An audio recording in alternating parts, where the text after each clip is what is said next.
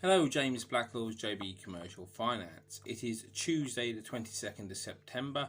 We're now comfortably 6 months into lockdown, and there was a couple of little bits of things I want to go through today. First of all, we know that as it stands, the Civils loan scheme is coming to an end at the end of September.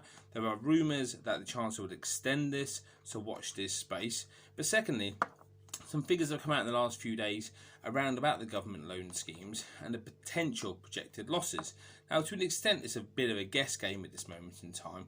But of the 53 billion that's currently been guaranteed by the government, the worst case scenario, which has been reported, is potentially 35 billion that will actually end up being underwritten by the government, being subsidised by them, which is a phenomenal amount of money. And one of the questions I get asked an awful lot, and I've done videos on it in the past, is if you do believe that it's possible that let's just say there may be questions about your bounce back loan application because of the light due diligence. There's been lots of talk about potential fraud, people may be embellishing the truth, etc. What will be the consequences of that? And it's very, very hard to tell at this moment in time. I firmly believe the precedent will be set by the way the furlough scheme is being investigated. We know that some companies are currently being investigated already, and some have had to pay some furlough money back.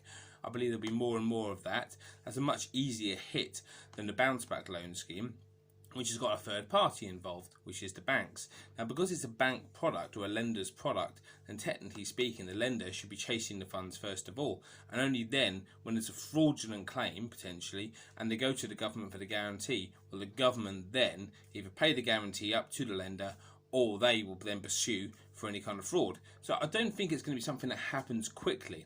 And I've said from the start, if you keep your bounce back loan up to date, I probably don't think you'll be affected at all, because there'll be so many people who are struggling to keep their bounce back loan up to date that they won't need to be able to focus. They'll have time to focus on the people who have kept it up to date, even if they are fraudulent claims. What I would say to you is, if you have made a claim for the bounce back loan under false pretenses, and there are plenty out there, no judgment here, is I suggest you probably either make some contingency plan to pay it back early, or you make damn sure that you will have enough to pay it on a monthly basis.